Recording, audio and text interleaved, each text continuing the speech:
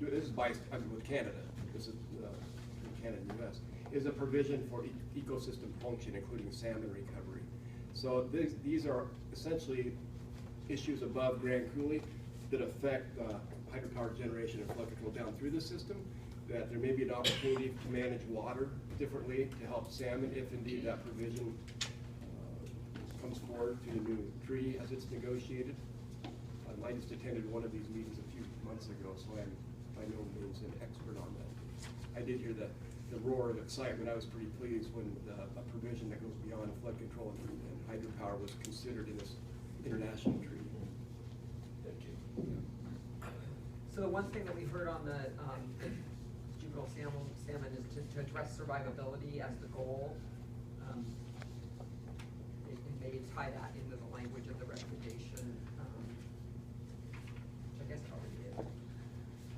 Any other thoughts, comments on that one? Seems like a no-brainer. Is this something, for example, I know there are some folks here visiting the Swoosh. Oh, yeah. Is this like just looking at technologies as well as, besides dam removal, but is it also looking at ways to get the fish, the new technologies to move fish up the river? Yeah, so the swoosh technology, for those who don't know, fish are crowded into a pump, for lack of better words, and they're piped through a flexible tube in water, surrounded by water. And at Clay Island Dam, for example, they did this just last year with the sockeye, as I recall, this a species. I've seen it done on other low-head dams. I've not heard about that technology on the snake, simply because, like I've said, there is no problem with adult upstream passage. So that's one example. This one pertains to survival standards as it relates to the operations of the hydropower facility, when they spill, when they bypass water, juvenile collection facilities, adult ladder maintenance, things like that to improve or increase survival.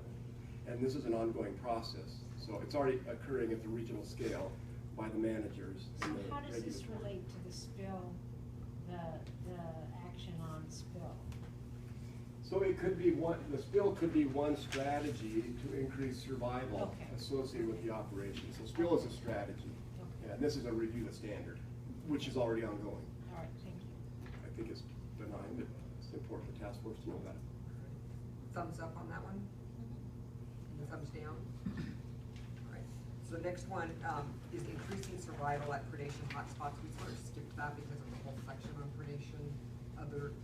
Do you understand the nuance why that's here? The nuance is this, because we're on the H here, the hydro, this is predation associated with hydropower, artificial islands, concentrations of weirs, juvenile collection and bypass systems that put every fish in the same tube and not the same location where predators congregate. And this is associated with reducing predation or increasing survival of salmon at these hot spots associated with a dam. Doesn't matter, this is not a lower snake, it could be, but it's dams everywhere, wherever these factors exist. I think we're following the predation group because they keep telling us we've already dealt with that. Right. In the predation group, we ended up saying in targeted locations where it would make a difference, that we think that is important. Right. Okay. That was. Okay. And then improving fish range. You want to talk about that, Steve? Yeah, so this is primarily associated with dams, but primarily small irrigation or mid-sized irrigation that have diversions for irrigation or municipal supply, whatever, that don't have screens that are in compliance, so small fish get entrained or get impinged. But by and large, the work group seems to think it's a pretty minor issue statewide with all the new cooperative compliance screening programs that are out there, but nonetheless. Is this one that was rated low effectiveness? I think it was rated pretty low, yeah.